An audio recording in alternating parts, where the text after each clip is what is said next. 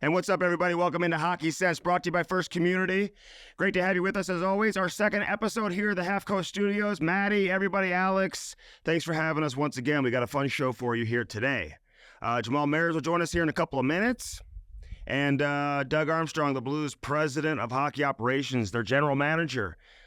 He also drops in. Man, we will get into a lot of different topics with Army.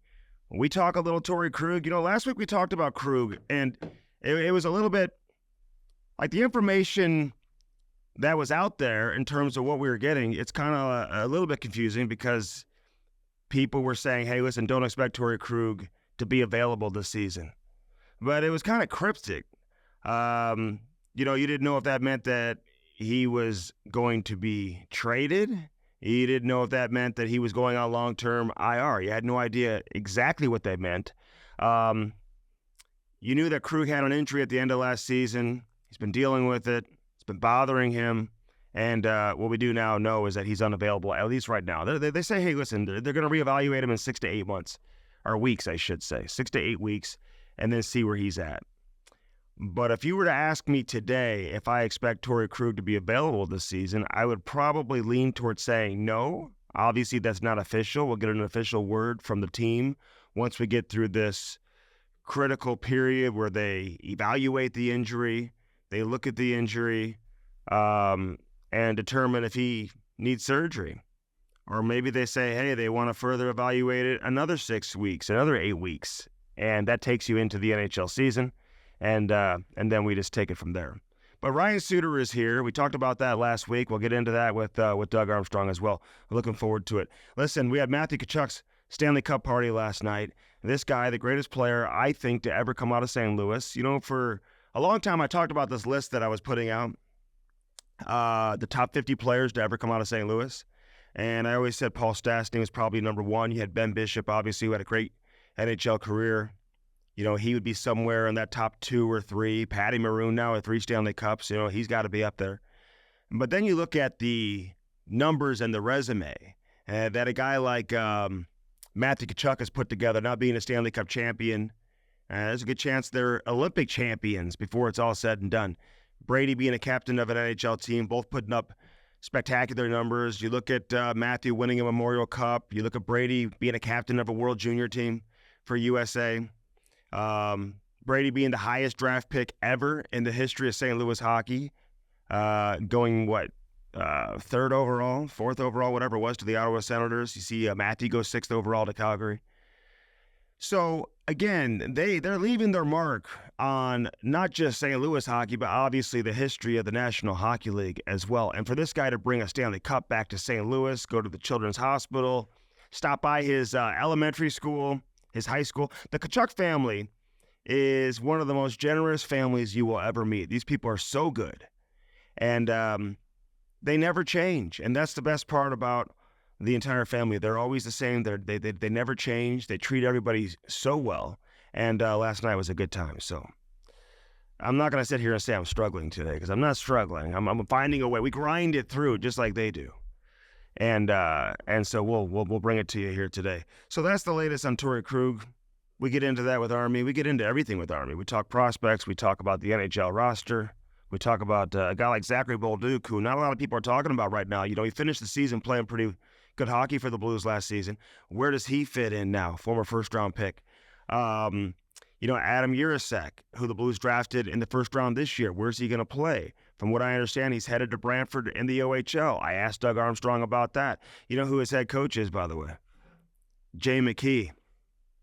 That's his head coach. He's an up-and-coming coach, too. They call him Cheese from back in the day. Great guy. And you know, Jiricek's going to learn a lot from a guy who played a long time in the NHL and had a lot of success understanding the position, how to play defense, and he'll be able to help him get to the next level. So I don't want to waste too much time. As always, Hockey Sense is brought to you by First Community. You know, we talk about that Little Blues program. And I was talking to some people with the Blues the other day, because they put the link out there and a little tweet out there about Little Blues. First Community, man, they give back to the game of hockey, specifically youth hockey, more than any other business here in St. Louis, in my opinion. I don't think anybody does more.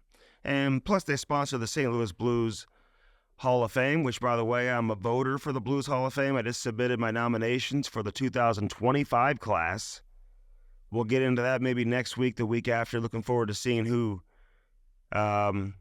is voted in and who's going to make up the 2025 St. Louis Blues Hall of Fame, which has become a great thing that the Blues started doing 2 years ago. It's always a fun time, so if you get an opportunity to get out there and attend one of the ceremonies, you should. It's always fun. But First Community, man, Little Blues, sign your son or daughter up. This program is so good. You get like 6 to 8 ice times, full-on instruction. Doesn't cost a whole lot of money, and all your equipment comes with it. And I mean everything. Skates, sticks, helmet, gloves, the whole 9 yards. You don't have to go out and get anything. And, listen, I always say to parents out there, before you decide you're going to commit tens of thousands of dollars to your son or daughter playing hockey, let them try it out and see if they like it. And this is the best way to do it. So First Community brings you Little Blues, and they also bring us Hockey Sense here on YouTube and all the podcast channels. Anywhere you get your podcast, any platform you get your podcast, you can find Hockey Sense now. So again, we're having fun with this. Looking forward to continuing to bring great local hockey coverage. Again, don't confuse this with the Cam and Strick podcast. We still have that. We release that every Tuesday. You find that on YouTube and anywhere you get your podcast as well.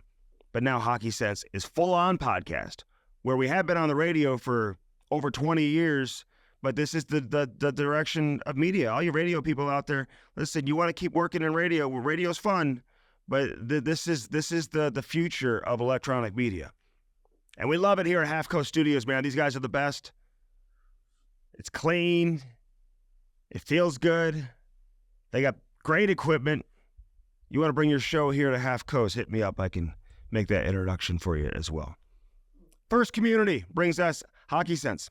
Soda is dirt cheap fun. Listen, don't sleep on the party supplies. We had a great party last night that we attended for Matthew Kachuk.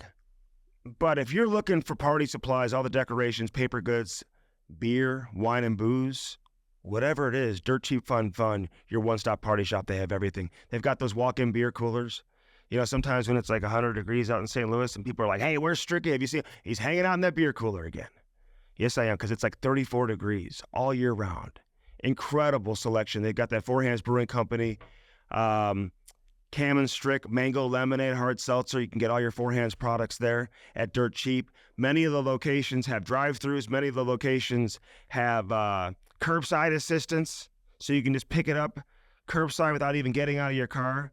And they have everything. Ton of locations, so check out and find the one nearest you. Speaking of Four Hands Brewing Company, they've got that new tasting room in Kirkwood. We just checked that out. Food from Peacemaker. They still have the location out there in Chesterfield, the flagship location, downtown South 8th Street, 1220 South 8th Street. Food from Peacemaker there. Food from High Point Cafe is available at the Chesterfield location. But they got all the year-round beers, the seasonal beers, the 1220 spirits, great atmosphere. They've got the lawn out there in the Kirkwood location, or the Chesterfield location. Bring the family out. The kids can play and do their thing. Big screen televisions, everything. But this Kirkwood location, the newest one, is absolutely incredible, and we love it, obviously. So check that out. Four Hands Brewing Company brings us Hockey Sense here live from Half Coast Studios. We're going to talk with Devin Sant coming up in just a second from 314 Sports Cards. Do want to tell you real quick, though, about Lordo's Diamonds and Lordo'sDiamonds.com. Get that something special in your life with Lordo's Diamonds. Mike and Jimmy, everybody, Pat, you know who you are. They're the best in the business right there in the heart of the 314-432-8008 for Lordo's Diamonds. I won't go anywhere else. They've been around for 70 years. So that's all you need to know about Lordo's Diamonds. They've been around for 70 years. So you're around for 70 years, you're doing something good. All right, let's bring in my main man, Devin Sant. You hear me talk about 314 Sports Cards all the time, the number one sport card shop in North America, the number one hockey shop in North America. They don't come any better. I always say about players on the ice and off the ice. He's a great player on the ice and a better person off the ice. Devin Sant.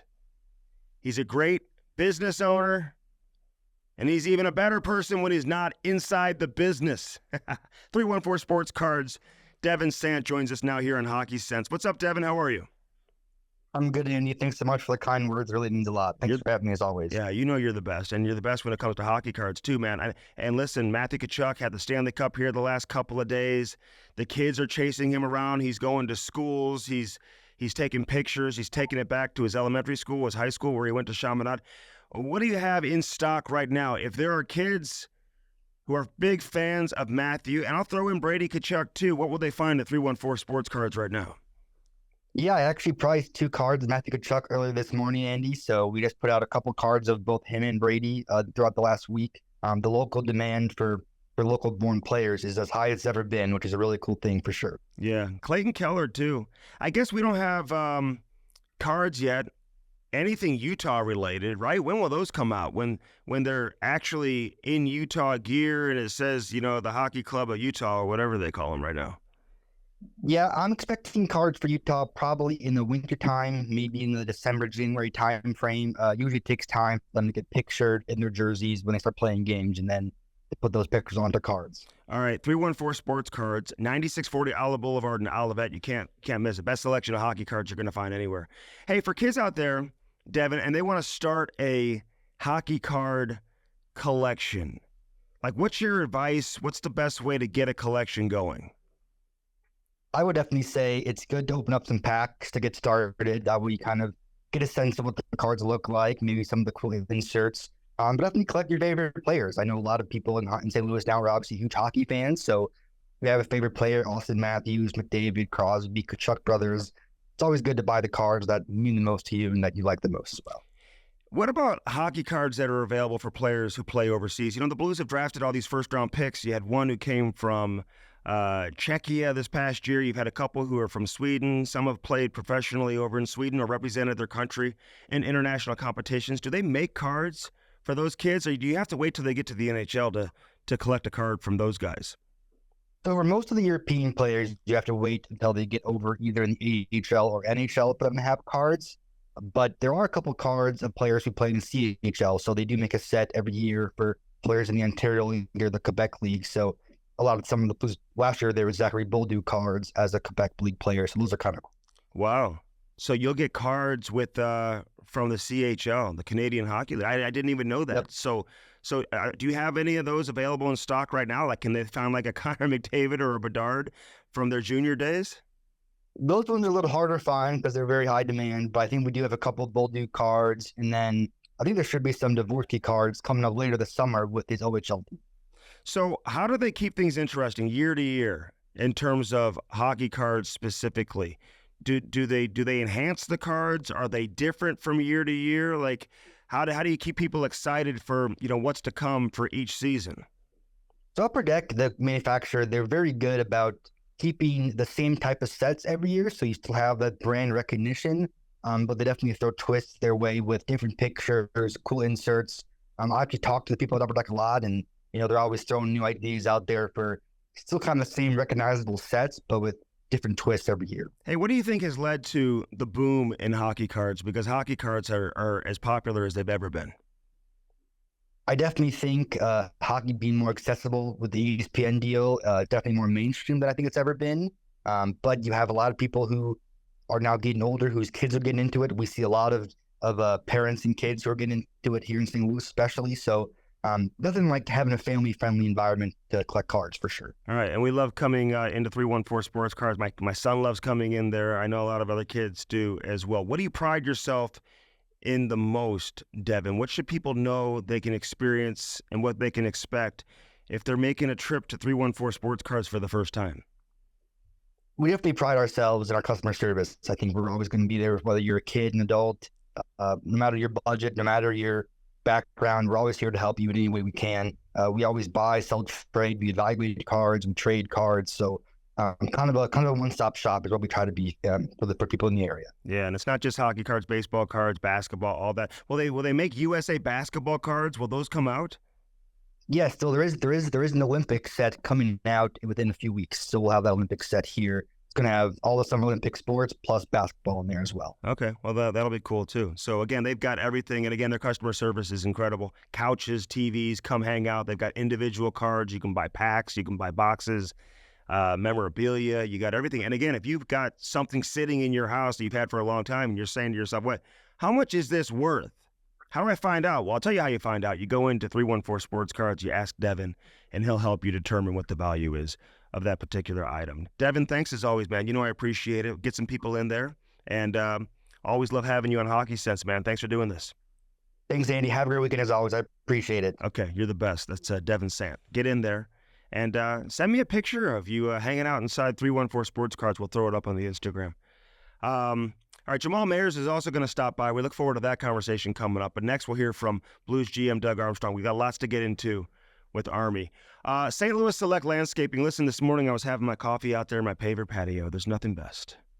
Nothing better. Turn your backyard into an absolute paradise with our friends Greg Scheller, Tara, everybody over there with St. Louis Select Landscaping. STLSelectLawn.com is the website. 636-376-4089. That's the phone number. Give them a call today. They can do everything. Everything. Gazebos, outdoor fireplaces, outdoor kitchens, fire pits, surround sound, swimming pools, whatever it is you're looking for. You know, some of these companies, you know, they tell you, hey, we'll be there at 10. And then you drive by the house to see what they're doing at like 11, and they're still not there. I know you've had that experience. You'll never have that issue with our friends over at STLSelectLawn.com. Greg Scheller's not having it, and that'll never happen. And when they say they leave at 6 and they're going to clean up, when you get home after work, there's not a big mess. They truly stand by their word. They clean up. It's the best customer service you're going to find anywhere when it comes to contracting your backyard. So again, get that paver patio, kick your feet up, watch TV in the backyard, enjoy your coffee in the morning in style. Do it with STLSelectLawn.com. So STL Select Landscaping, STLSelectLawn.com. That's the website, 636-376-4089. All right, let's take a break. And when we come back here on Hockey Sense, brought to you by First Community, we'll continue on. Doug Armstrong's going to join us. Jamal Mayers later in the show, so don't go anywhere. All right, back here on Hockey Sense. Great to have everyone with us as always. Big news coming out of the Blues this week. And some exciting things that have happened over the course of the last couple of weeks. And some exciting things ahead. Lots to get into with the Blues general manager and president of hockey operations, Doug Armstrong. Army, thanks for doing this. It's been a while since we've caught up, at least on the show, and always great to catch up with you. Yeah, thanks for having me on. Hope your summer's going well. Absolutely, absolutely. So so many different things to start with, but I want to go back at least a couple of weeks. You had the announcement with Alexander Steen. And you've had a few weeks for now this to marinate. Give me an idea of how these next couple of years are going to go and where, you know, Alexander Steen is right now in terms of his, you know, evolution as a hockey executive, in terms of what he's been doing the last year or so, and what you think you'll have him doing over the course of the next 2 years as he prepares to take over as GM of the hockey club. Yeah, I think obviously this is all new to him. He's going to arrive in St. Louis full-time early August, move his family over. And I think the first couple of years, you know, he'll be with our team all the time, or the majority of the time, travel with them, get to know the coaches, get to know the players, get comfortable in that part of the management cycle of knowing the league, knowing the players, knowing the rhythm of the training staff, public relations staff, all the things that he knows from a player are certainly different from a manager's perspective.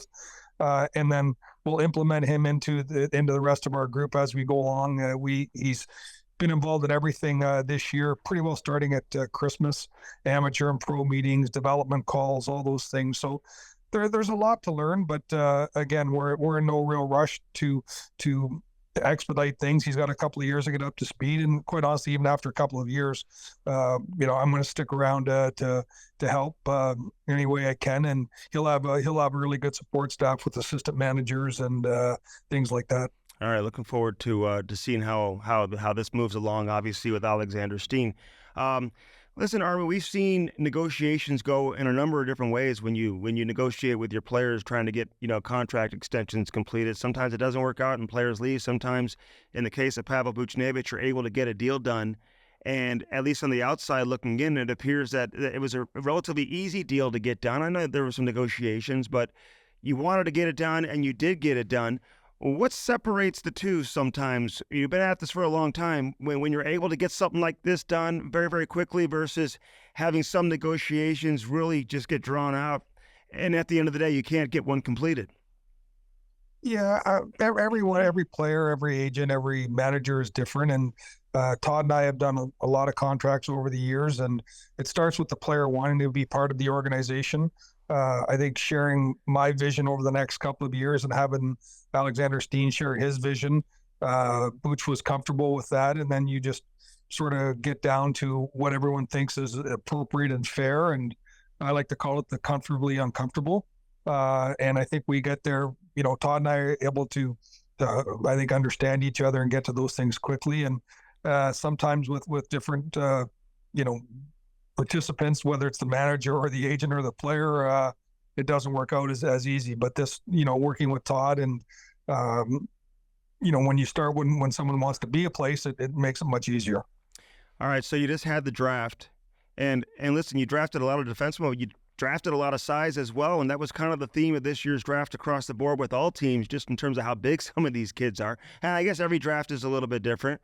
But was that the objective heading into this year? Did you really want to increase and add size to the depth of the organization? Not as much size. It just, as you just said earlier, it's just this year's birth rate or birth year player seems to be bigger D, and we were able to take advantage of that. Some years it's not like that. So you always want to take the best player available, but I think being able to add to our depth charts with defensemen and then defensemen with size that can skate is always a benefit. So I thought the guys did a really good job this year, and there was some smaller defensemen went earlier too, some 6-footers. So I think there was a little bit for everybody this year, and we're excited with the guys we got. Listen, the cameras caught you talking to Danny Briere during the draft, Army. Are you uncomfortable with that? Like all of a sudden, like you're talking to a GM and it just it takes on a life of its own. Like, were you ever really serious or close to moving up? Was there anything you were looking to do that maybe was close to happening at the draft? Yeah, I don't want to share my conversations I have with other managers. I think that's not fair for Danny or so.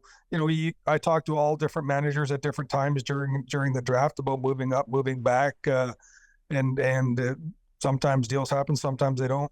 Hey, how's Oscar Sundqvist doing? He's doing well. Yeah, he's been. He went home. I think he's back in St. Louis. He's training. Seems to be pushing in the right direction. I haven't personally seen him, but I've been at the rink sometimes. He's there, and we haven't crossed paths. But I know he's back in town and he's working hard, getting ready for the year. Kasperi Kapanen, he's an interesting player, Army, because you watch him play like he's an elite NHL skater. Like this guy can absolutely skate, and maybe the production isn't always there, but what led to you wanting to bring him back, and what are your expectations for him? Can you see him producing maybe more than he has in the past, or do you just think he's a good player to have on the roster from a depth standpoint? Yeah, I don't like production isn't something that I pinpointed on. Like we need good competitive players. He's got obviously good size, great skater. We think that he can complement our group. A right winger. We don't have a lot of right shot right wingers.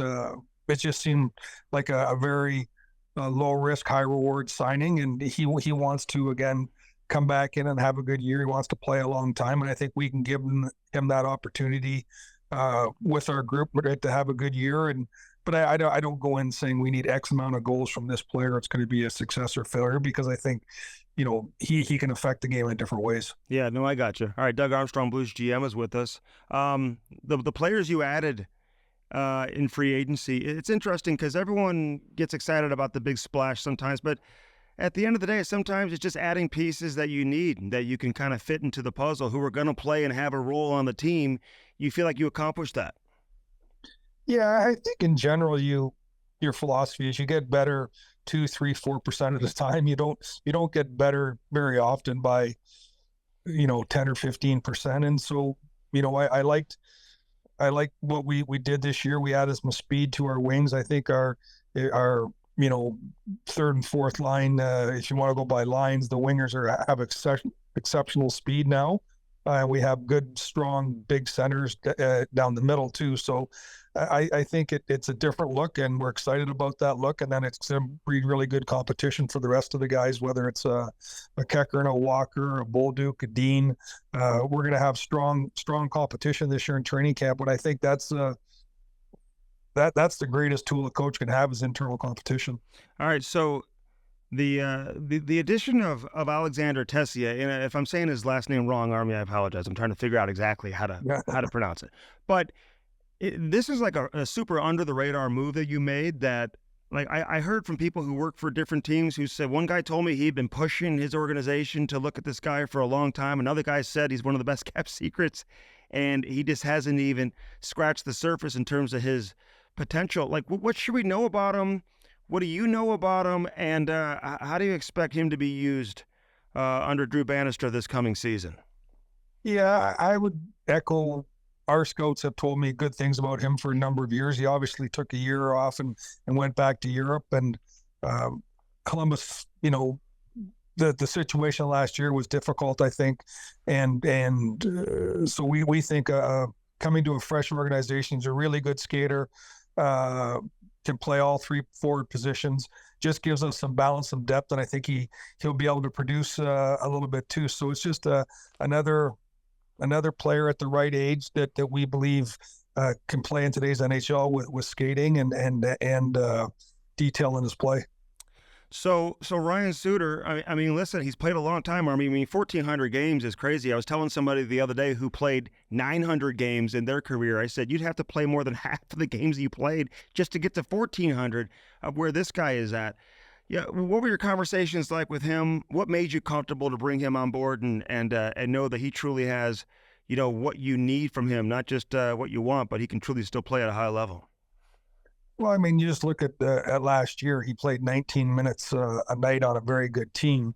We wanted to strengthen our left side of our defense. Our right side with Parenko, Falk, and Kessel seems, pretty well set in stone. Mm-hmm. But adding to that left side, and we talked internally, like you sort of throw away the age because, you look at what he did last year. He played, as I said, 19 minutes and played every game. And I said to our guys, like, you don't go from 19 minutes to 0 minutes. You might go from 19 to 16, mm-hmm. But he could also stay at 19. And again, I'm not saying he's Chris Chelios, but look how long Chris played. Some guys just have the ability to stay healthy and to play lots of games. And, we're not asking him to come in here and be a 25-minute top pair guy that touches both sides of the special teams like he did when he was younger. We're just looking for a good player that can come in and make us a little bit deeper, a little bit better. And he still had the passion to play. I think he's excited about a new opportunity. And I think it has a chance to work for everybody. Yeah, well, look at all those years he led the league in ice time, or at least near the top in ice time. So he obviously keeps himself in great shape. Could you see him playing with Parayko? Like, who do you see him potentially being paired with? Yeah, I would say, I thought Letty and Parayko had a good year last year. Mm-hmm. That's going to be up to Mike Weber and Drew Bannister and the staff to figure it out. But I think when you have competent players and they can switch around. So he could start with Falk. He could start with Parenko. He could start with Kessel. Like, I think that's why you have training camp and those exhibition games to let everybody find their spot. And obviously guys like, Tucker and Prunovich and Pio Joseph, they're going to try and steal that ice time. So again, I go back to what we were talking about the guys up front. There's good competition for ice time and on the back end also. And I always find it fascinating, Army, when general managers and agents, how they piece together these contracts, and this one obviously having all the bonuses in there. And I mean, there's not too many deals you do like that. What's it like trying to find that common ground and be creative and structure a contract in the way that you did with Ryan Suter? I find it interesting. Like, you can't do that till either the guy's 35 years old, performance bonuses, or a guy coming off a year where he was injured all the time. And so that doesn't happen very often. You're correct. And I think on something like this, we wanted to protect, Father Time is undefeated. if it doesn't go well, we wanted the protection that we could input another player, but also he wanted the protection. We wanted to give it to him. Like if he plays like he did last year, let's say he plays the same amount of games and 19 minutes of ice, that's, I think it's 2.5, and then if we make the playoffs, it's $3 million. That would be, no one would think that if he plays 19 minutes a night for us and we make the playoffs, that he's overpaid at $3 million. So you just want to be fair. You want everyone to think that they're getting a fair shake. All right, so if I look at your lines right now, and listen, I don't like to do this in the summer, but just going based on the players you have with Saad and Thomas and Kyrou and Buchnevich and Shen and Neighbors, I mean, that's probably your top 6 right there. I mean, give or take other guys kind of moving up and down the lineup. What'd you think of a guy like Bolduc last year? What kind of impression did he leave on you? And what do you want to see from him come training camp? I thought he left a really good impression on us. He scored some goals. He was competitive. He was very, very coachable. I think he's going to push for that top 6 group. I think he's going to get the opportunity to play with those players. And again, that's that internal competition. If one of the guys that you mentioned, loses their spot and then they go down a rung, then all of a sudden our third line might have a little more offense, and then our fourth line, everything, there's a trickle down effect. And I think Bolduc wants to go in and grab one of those spots in the top 6. That's the style of game that he plays, and he's going to be given that opportunity. But I was impressed. I think people don't understand the difference between junior hockey and pro hockey, and how long it takes to get up and running. And so when he got up and running, I thought after Christmas, he looked like a really good American League player. And then we saw that when he got to us, he was a good player that came in and wasn't out of place playing in offensive situations. No, some guys are just, they seem more comfortable playing with better players. Like the better players in better situations you put them in, the more likely they are to have success. He's a guy who can play with good players. He showed that down the stretch, like you said. A guy like Dvorsky or Dalibor Dvorsky is, you don't ever like to rush guys and push them too quickly, but describe how the evaluation process will work with him. What do you want to see from him? What does he need to show you that he can go straight to the NHL? There's nothing wrong with playing in the American League either, even if you need just a handful of games. But what does a player need to do to crack the lineup? Well, again, he's going to have a good training camp. We're going to play him with good players. We have a lot of exhibition games. He'll get a lot of those games. And you just got to play well every time you're on the ice. You got to be a difference maker. He's a top 10 pick. He should be a top 6 forward, and you'll get an opportunity to play with those players. And it's a little bit like Robbie Fabry or Robert Thomas. I didn't expect those guys to make the team at 19, but they did, and they played well. Again, we won't keep players out of the league if they're ready, but we won't put them in the league if they're not ready. and that's the key for us, is not putting in, not failing the player by putting them in a situation to not have success. Yeah, and that's a smart way to do it. But I said the other day to the Army after watching camp again, this is the best collection of talent the organization has had, really going back to the Oshie, Perron, EJ, Petrangelo years, when all those kids were coming in, Berglund, they were all coming in at the same time. Are you liking the progress that you're seeing and getting a chance to see, obviously, this year's draft class for the first time? Are you excited about the depth that you kind of you've restocked the cupboard in a relatively short time here in St. Louis? Yeah, I think that was the only benefit of the 23-24 season was, 22-23 season was we were able to acquire, 4 first-round picks, with Dean being one of them, and then selecting 3 players. That certainly expedited, and it's not just the first, but it's having the additional seconds and thirds.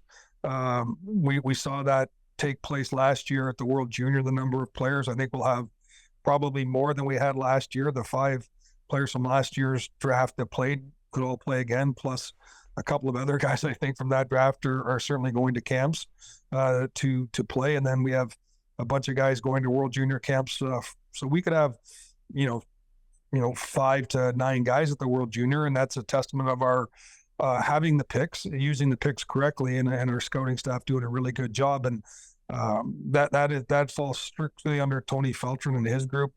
As a manager, I know these players, I know of them, but I'm not out there watching them and putting these lists together. We ask lots of pertinent questions, we believe, to poke and prod, but at the end of the day, that's their list. And that's always been my philosophy is allow the amateur staff to do their job. And I've been very fortunate to work with Bill Armstrong and Tony Feltrin that have been able to find good players for us. And Tony, he's like the most interesting man in the world, Army. He didn't say much, but he's doing a hell of a job for you, and very, very good scout. And people have always raved about him in the past, and it's good to see him get the opportunity to run his own amateur side, and he's done a nice job with the players that you guys have selected. The Adam Yurasek, who you took in the first round this year, do you expect him to be healthy enough to play in the little tournament you guys have with the prospects prior to main camp? Are we going to see him on the ice in main camp? Where do you expect him to be with his injury? Yeah, you know what? I'm hoping to get more information that, early August. When he was here, he was progressing everything well. We didn't put a timeline on it. And again, we're not going to be penny wise, pound foolish. He'll be ready to play when he's ready to play. And whether he plays in that tournament or whether he participates in training camp right off the bat, it's, to me, quite honestly, it's irrelevant to why we drafted him, where he's going to play, and what we need out of his year. So we're going to make sure that he's ready and prepared to, when he gets on the ice, to stay on the ice. But I'm not trying to be evasive. I just don't have that answer right yet. No, that's fine. And I'm just curious. Where will he play this year? Is he playing in Brantford? Is that accurate? That's my understanding from the agent and the player that they drafted him, and he's excited. He's excited about going there, and we're excited about him going there. You know who else is excited is Jay McKee. Yeah. Well, Jay's got a. We're excited that he'll be working under Jay. Done a heck of a job in the OHL, and I think it'll, having someone with that experience and knowledge is only going to help him. All right, and the last thing for you, I saved this for, I don't mean to bury the lead here, but with Torey Krug, was this a surprise for you? Did you expect this? Even going back to the end of last season, has this injury been building up? And I know the way the press release has been written that if he needs surgery, he'll miss the entire season. So I guess you'll find out after that 6 to 8 week period whether or not surgery is necessary. Am I reading that correctly? Yes, and he left with the bumps and bruises that all the players leave with, but he's been dealing with this for a while, and we were hoping that just rest and would take care of it, and it's flared up a little bit, and what we want to use is the time that's there, and what Torey wants to use the time that's there. We're hoping that he turns the corner, and the next 5 or 6 weeks or 6 to 8 weeks go really well, and he's in training camp. But I thought, because we had signed all these defensemen, I think it was time to, with this information, to let people know that if Torey can't play, we have option. If Torey can play, we got a lot of great depth. So I thought it was just, and Torey thought it was time also to get it out there. But we both said that we don't need to talk about it because the press release speaks for itself, is that he's going to continue to try and prepare to get ready to play. And in 6 to 8 weeks, we'll know how that goes. All right, so you wish him the best there in his rehab and recovery, and obviously we'll see where that goes with Torey Krug. A guy like Scotty Perunovich, I asked you about Bolduc in terms of the impression he left. Is he ready to take another step? Especially if Krug's unavailable, he's going to have a lot more responsibility on his shoulders with the power play and whatnot. What are you wanting to see from him as he continues, his professional career here? Well, I think last year was almost really his first year because he was able to stay healthy. Yeah. And he's at that age now though where you have to make your imprint on the game. He's not young anymore. He's at that area where he should, experience-wise, feel comfortable. And he was a special player in college hockey. He ran a power play, produced points, and now he's going to get that opportunity again in our group to come in and do that again. And we know where his skill set puts him, what style of player he is, and obviously on the power play, we got to shoot the puck more often from back there, and we got to get pucks to the net, and that's his job responsibility. He knows it. He's excited about it. And he's going to get a great opportunity. All right, last thing for you, Claude Julien. Cam and I have had him on the podcast. I've had him on the radio show several times. Great conversations. always with Claude Julien. I covered the Stanley Cup final back in 2011 when they won it. Loved his press conferences. I've always enjoyed hearing him speak, and I like the old school hockey people, Army. This is an underrated addition too to a coaching staff that didn't have a ton of head coaching experience across the board. He should be able to make an impact and help these guys, right? I mean, a lot of these guys are still young in their coaching careers. Yeah, for sure he'll be able to do that. When you just look at his resume, he's won a President's Trophy. He's been to the finals. He's been to the final again and won the Stanley Cup.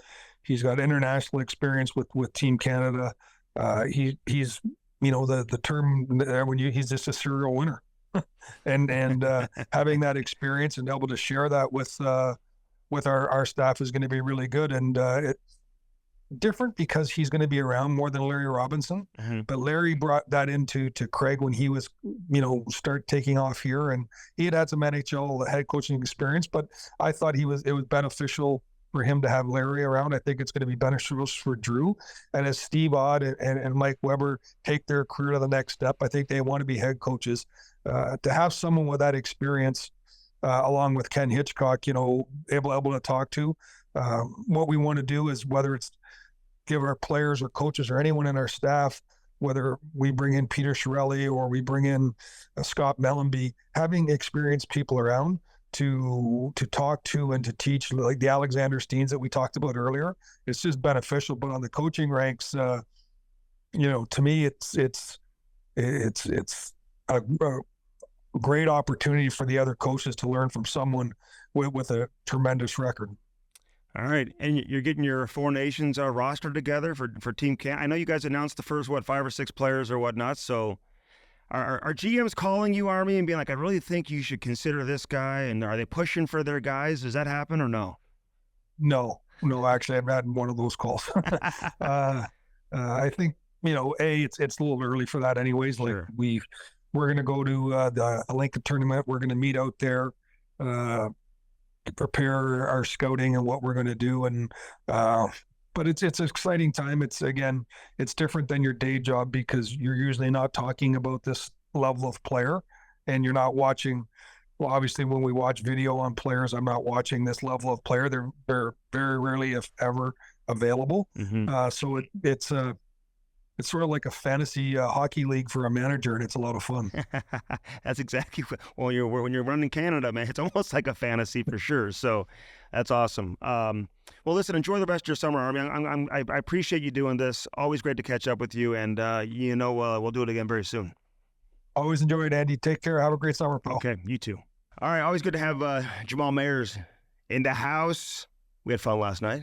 Yes, you probably had a little more fun than me. I got to get on your program. Bring the kids, then have your mother-in-law come pick them up, and you get to stay and have more fun. That's the best. Somebody sent me a text last night. They said, hey, how late did you stay? Because we ended up at OB's afterwards. I said, not too long, but way too long. That's great. So, it's funny. Crew was asking, like, how long will they stay here, and where does the cup go next? And I didn't really have those answers. I'm getting a little bit old, so I couldn't figure out what those answers would be. But I wanted to stay. As the night went on, I'm like, but it ended at midnight. And you know this, Jamal. Once it gets to that, it's out. Yeah, and it's on to the next place. But did you hear what happened? I just did. I saw on social media. I feel awful for Kyle Okposo. But he'll still get it, right? I guess he just won't have. He's been planning this big public party. Those are hard to reschedule. It's devastating because I'll give you an example. When I got the cup, I think I got it at like 8 a.m. Okay. I'd already planned to be at Children's Hospital at 9:30. Yes, it's all. And then we had lunch set up at 11:15. You've got like hundreds of people following you throughout this process in this day. Went in a pub crawl. Everything's mapped out. The night started at 5:30. Then we ended up, you know what I mean? Like, everything is well thought out and planned ahead of time. So it is upsetting. It is tough because, my thought was it's Minnesota. It's not that far. Get in the car and go. Right, and just drive there. And would it be like 8 hours from here? So 8 to 10. But like, again, if he had a plan set up like he did, to sign autographs and take pictures with kids at a rink. Reschedule all of that. You can't reschedule that. So I wouldn't be surprised if on the tail end of the summer, It if he comes gets back an additional to day. Poso. Yeah. And Kachuk had it for 2 days.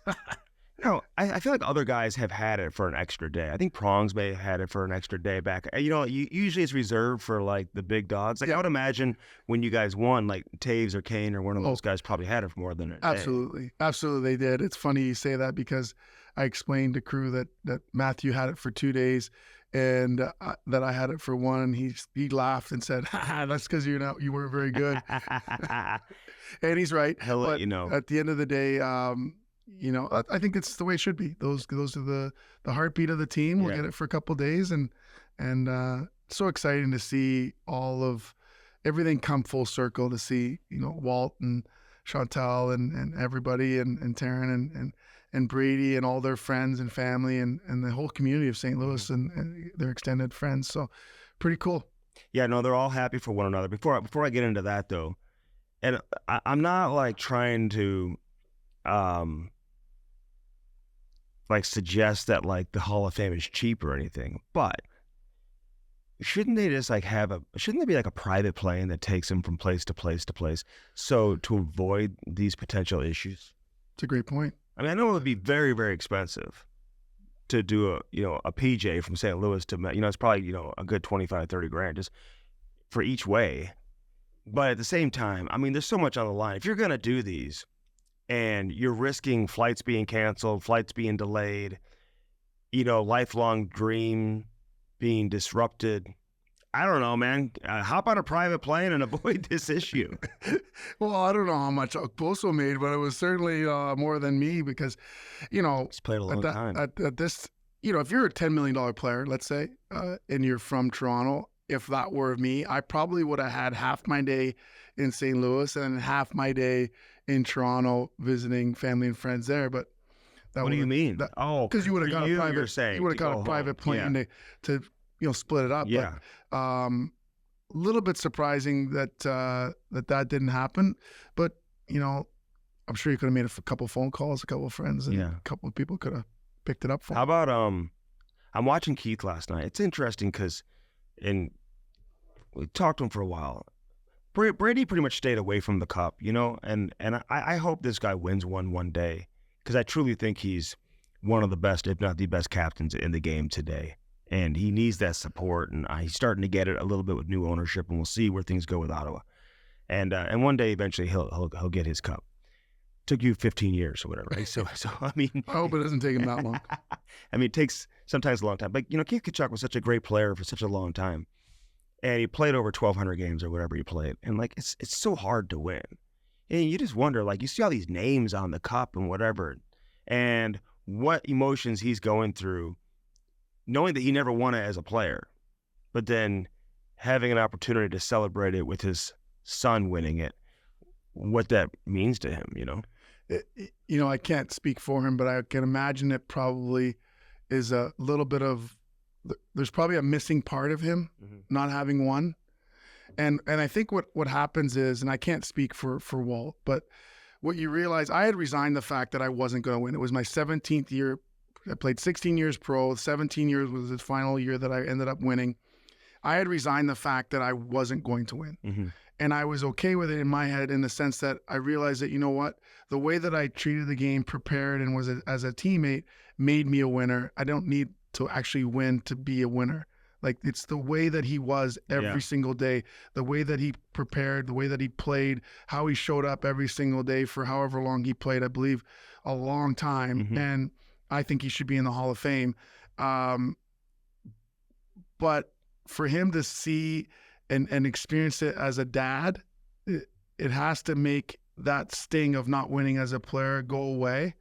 And you could just see the pure joy in him watching Matthew experience all this. And I think that it helps in a lot of ways for him, probably lessen the blow of not having won himself. But he's won as an executive with the Blues, and now and he gets to win again with Matthew. Yeah, and he had a day with the Cup actually in 2019. But it's different, as a player probably, versus and then certainly with your son doing it. Dougie Wade was there last night, and he played a long time too, and he got traded to Carolina at the trade deadline. They ended up winning it, and then he came back to St. Louis. So he was only there for a couple of months in Carolina, but yeah, everyone wins the cup in different ways, It is. It's strange. It's not the way I felt. I feel like we had 3 opportunities to win it. Back in when we won the President's Trophy in '99, we ended up losing. Obviously, real painful first round loss to San Jose. And then the following year, actually, we learned those lessons and got the scar tissue. Thought that was going to be the year. Ended up losing to the Colorado Avalanche in the conference finals. 5 of those games, we lost in 5, but 3 of those 5 went into overtime. So you could argue it could have gone 3 of the 4 losses. Yeah, it could have gone either way. And then, the next year, we ended up losing to Vancouver. It's like that was our window back then, and it's like we talked about it last night, Dougie and I, and it's just like disappointing that we didn't get it done because we were right there, and when you do win, you realize that so many things do have to line up. Oh my God, it really is remarkable, and the adversity that you go through. Each Stanley Cup team's story is different. It certainly has bumps along the way. It's a 2-month process through the playoffs. It is truly a marathon, and those bonds you form after winning, it's pretty cool. And you look, another thing Dougie mentioned is like their team, Carolina, started a new banner on the cup. So he knew that his name was going to be on the cup for 72 years. Whatever it is. Our group in 2013 was one of the later, at the end of the band, because after they get to a certain time, they take it off and put it in the Hall of Fame. So ours group we were told we were going to be on the cup for 54 years. Okay. So now it's down to 43 years. I'll be long gone before that happens. But it is pretty cool when you think about those things and the fact that your kids and grandkids can go to the Hall of Fame or go and see the cup if they ever have a chance to, and see your name on there. It gives you chills just thinking about it. Did Jonathan Toews, did he say something to the Hall of Fame or to the team about getting your name on the cup? What's the story? Well, there was some concern because technically there are rules that you have to have played half the playoff games or 1 game in the final to get your name on the cup. And Jonathan did say to Bowman, our GM at the time, that he would be okay if they took off captain because they put the teams right. So it takes up some space. If you need to take off captain to put Jamal's name on the cup. That was their third one, right? Right, and it was the second one. But he didn't know that they had already made the decision and that I was on the list to be on the cup. So pretty unique to find that out at one of the parties and a week after we won that my name was indeed going to be on the cup. But yeah, it just shows you what kind of person he is, that and just he was so young, still like 25, 26 at the time, to have the foresight but I remember the day we won, we ended up clinching in Boston. After the afternoon lunch, he came up to me and said, "You're going to get the cup after I do." And we hadn't won the cup. I'm like, just go win the cup, go focus, right? But he was so determined. And then he came up to me before the game. And he's like, "Oh yeah, I forgot. I'm going to give it to Zeus first, and Zeus is going to give it to you." He was already planning ahead before Game 6. Really? Is that bad mojo to do or no? Is it seeing it into fruition or is it bad mojo? Yeah. I think that some people are just supremely. Would you want to have that conversation before the game? I did not want to have that conversation. I was like, "Cool." That's tough. So I'm very. Is that how it worked out? Did Jesus hand it to you? Yes, it's exactly how it happened. He won. He got Taze got the cup, gave it to Zeus. Zeus gave it to me. I got to see that video. Pretty cool. Yeah, I'm sure I have seen it. 99, 2000, that was the first year I covered the team. And I started covering kind of midway through the year, and you guys were unbelievable that season. You won the President's Trophy, and I really believed at that point in time, I'll never forget getting a credential that was good through the entire playoffs. I was like, wow, I was just young, I'm gonna be around for 4 rounds here. And you guys lost in the first round, unexpectedly to San Jose, who had, you go back and look at that roster, they had some pretty good players in that roster. But still, you had no business losing, and it's some crazy stuff happened. The 2003 team that you talked about with Dougie last night, because I traveled with the team to Vancouver throughout the course of that series, and I remember being in Vancouver, and I don't know if it was on the way back or what, they like made some announcement or whatever, but all the teams that you were competing with to like win were like, they all got like knocked out of the playoffs. Detroit got knocked out. Somebody else got knocked. Colorado got knocked out. And the path was there. And you guys were up 3-1 against Vancouver. And nobody saw you guys losing 3 games in a row to like lose that series.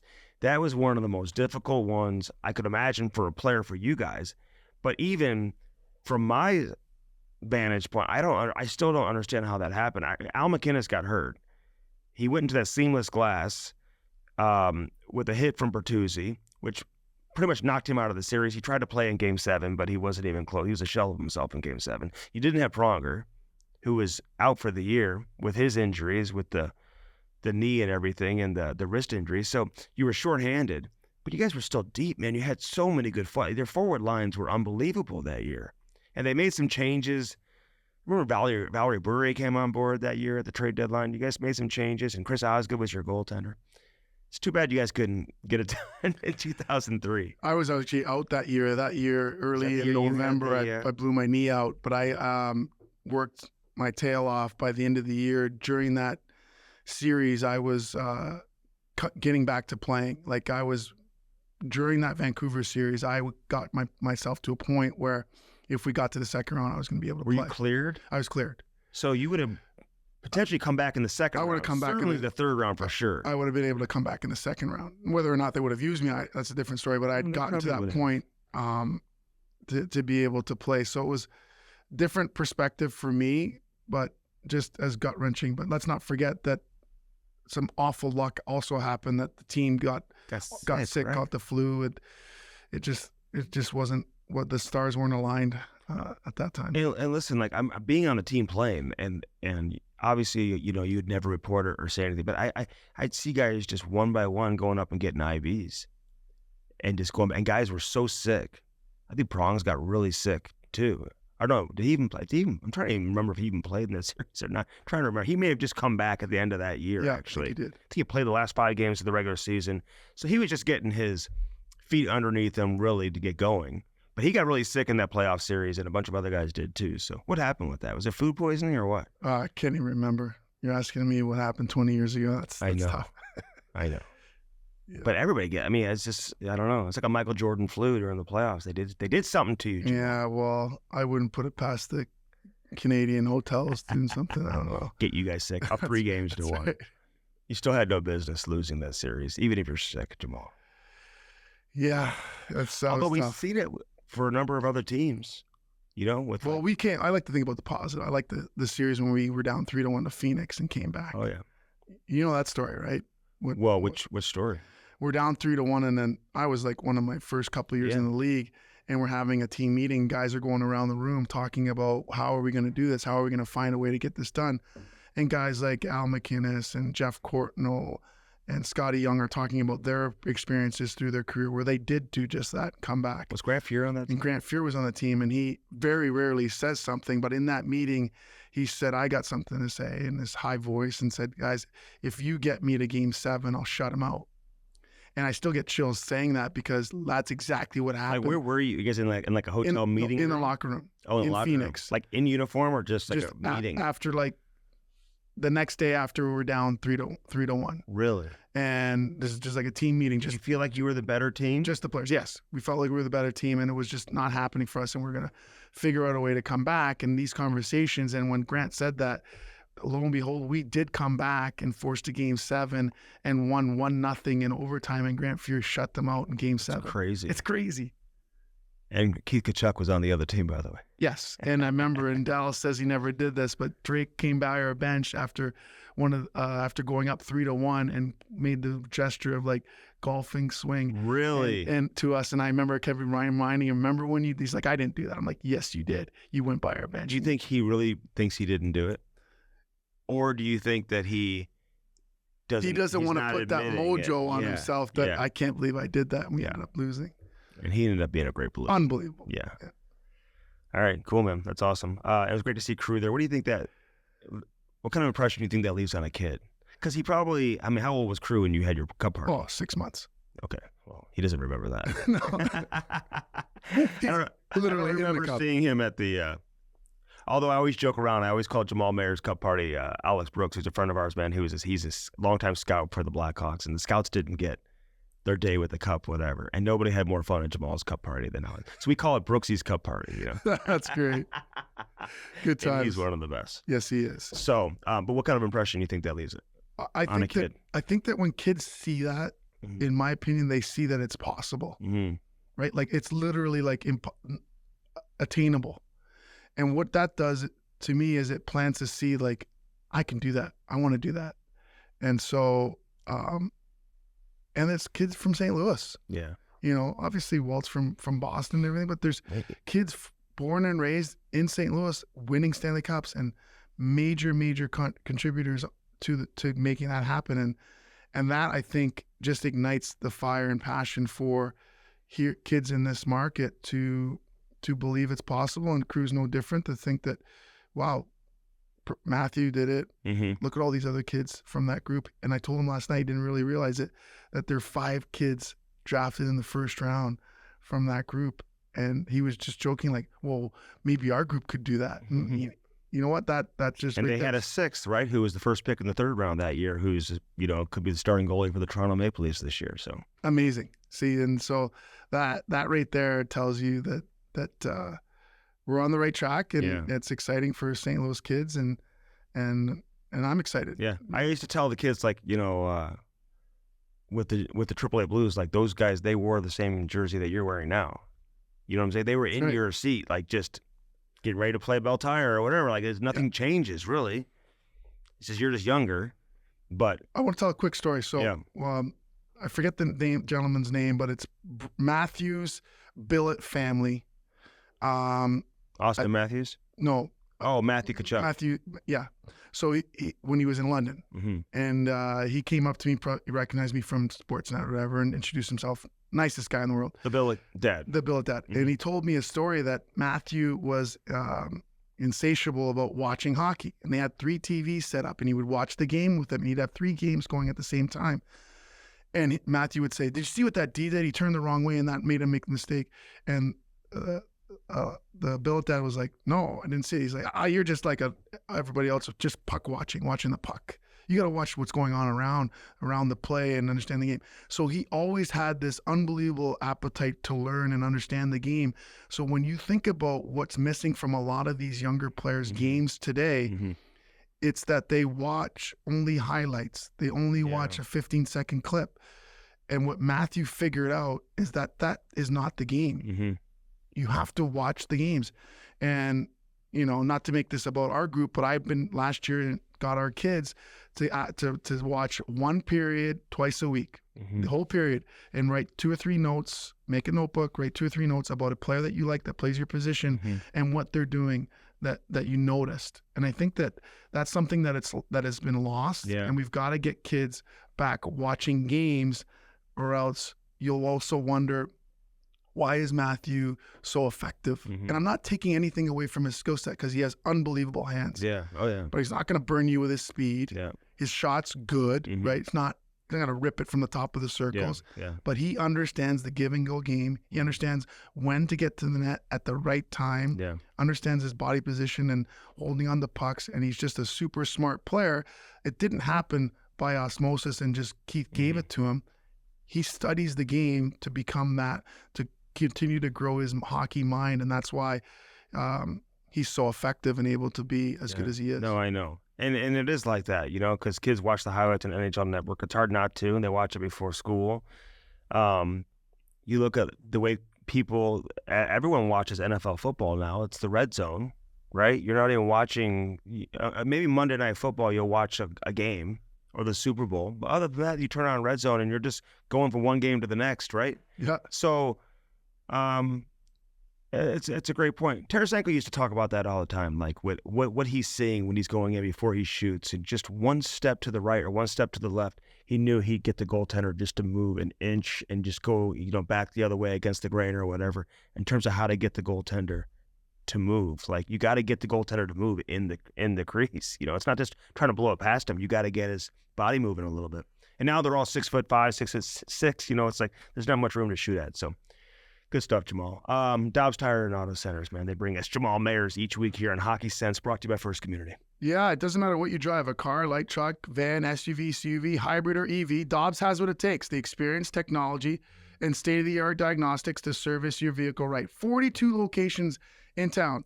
So you can get the spectacular deals on new tires or expert auto service the same day. That's what I love about them. You get your vehicle in, up, fixed, and out the same day. Dobbs, go to Dobbs.com for complete details. What are you having for dinner this weekend? Oh. What's on tap at the Mayer household? No question. It's going to be Bartolino's. They have 4 restaurants, Bartolino's South, Bartolino's Osteria. Chris is Pancake and Dining, and Chris is at the docket, forged many lasting relationships with their customers. Their family model, cook good food, serve plenty. 50-plus years in business. Only 2 places to dine, at home or at one of Bartolino's family restaurants. All right. Thanks for stopping by. Appreciate it. Do it again next week. Let's go. All right. I hope you enjoyed that conversation with Doug Armstrong. Listen, I always appreciate Army for coming on. You know, it's a busy time. Sometimes, or the season's busy, the year is busy, and sometimes you just want to sit back and relax. And for him to join us, obviously, is great. Again, you heard what he had to say about Torey Krug. We'll see how that plays out. I don't think there's really anything more to it. I think it's like, hey, this is a 6 to 8 week timetable to evaluate where he's at, determine if he requires surgery. If he does, then we know what the timetable will be. And then it becomes interesting. What do the Blues decide to do with that potential money that's available? And I always like what Army has to say about how to improve the team. You know, sometimes you look at improving the team 2% at a time, 4% at a time. You can't just become a Stanley Cup contender overnight. Although in 2019, they kind of were able to do that by the addition of Ryan O'Reilly and bringing David Perron back and Tyler Bozak. I mean, Patrick Maroon, all those players coming together. That probably equaled a good percentage. And then obviously sliding Craig Berube into the head coaching chair. You had Larry Robinson, you know, helping out for a good portion of the season as well and around the team. That was just a special year. But they had some really good players already in place before all those guys got here, led by Alex Pietrangelo,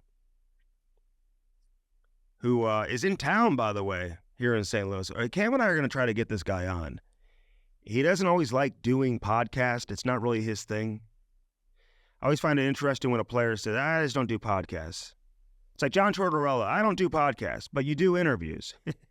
It's like, well, a podcast does not have like any like crazy meaning attached to it. It's an interview. No different than like a radio interview or a television interview. So maybe I should just say, do you want to do a TV interview or a radio interview? And then they say yes. But if you use the word podcast, I don't do podcasts. Sure you do.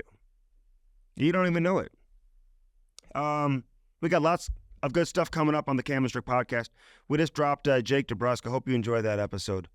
Michael Pezzetta is coming up next from the Montreal Canadiens. He's a loud player, fights all the time, really, really good guy. I wanted to see what he was all about. Aaron Ekblad is coming up. We'll have some good stuff for you. As always, we go year-round, just like we do here on Hockey Sense, all year round. Brought to you by First Community. You listen, they've got some hot rates right now. And I say hot rates not just because it's summer, but because they really do have hot rates. So if you got money sitting around, of course, we all have money sitting around, right? But if you do have money sitting around in your savings account, it's not under your couch cushions, in your saving account. Maybe it's in a cookie jar. As little as $500, you can open a certificate of deposit and earn a really competitive rate.